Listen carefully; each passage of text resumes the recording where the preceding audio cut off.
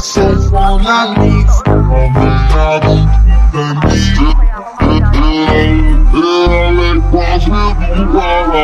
Isama kami ng isang taon, batang siga. Pero hindi mo na mauulit yun, sorry na lang.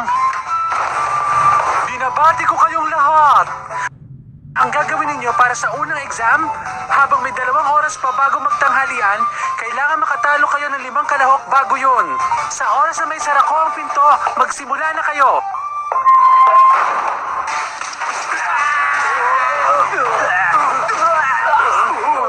Uy, kayo pala!